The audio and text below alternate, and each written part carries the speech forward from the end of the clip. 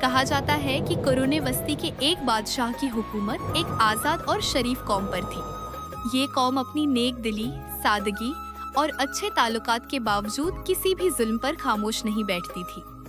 न बादशाह को और न ही किसी वजीर को ये इजाजत देती कि वो उनमें से किसी पर जुल्म करे। अगर उनमें से किसी पर जुल्म होता तो सब एक होकर उसका दिफा करते और जुल्म को खत्म कराते। बादशाह परेशान हुआ और अपने वजीरों से पूछने लगा कि कोई हल बताओ ताकि वो इस मुल्क पर अपनी मर्जी के मुताबिक हुकूमत कर सके। वजीरों में से एक चालाक वजीर ने मशूरा दिया कि हराम खुलाने की पॉलिसी अपनाई जाए। चनांचे ऐलान करवाया गया कि बादशाह चाहता है कि हर घर का सरबराह किसी भी किस्म के 5 अंडे पेश करे।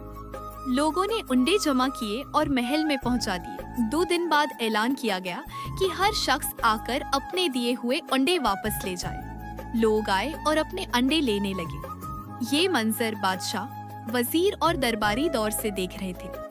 क्या देखा? हर शख्स सबसे बड़ा अंडा उठा रहा था, वो अंडा भी जो शायद उसने दिया ही नहीं था।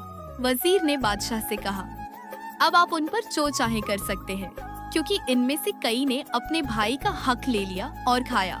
अब ये कभी एक नहीं होंगे, क्योंकि हर एक दूसरे के हाथ को शक की नजर से देखेगा। कोई ताज्जुब नहीं, रसूल करीम ने फरमाया, जिसका खाना हराम, लिबास हराम, पीना हराम हो और वो दुआ करे तो उसकी दुआ कैसे कबूल हो। यही वजह है कि बाज़ हुकूमतें यही तरीका अपनाती हैं, लोगों को भूखा रखना ताकि वो किसी न किसी शक्ल में हराम कमाने पर मजबूर हो जाएं, फिर उनमें तबकाती फर्क पैदा करना जिससे हसद और कीना परवान चढ़े और यूं वो आसानी से अपनी कौम पर हुक्मरानी कर सके। मत रोला कीजिए मेरे लफ्जों से, मेरी जात अपनी हर तहरीर का उन्वान नहीं हूँ मैं।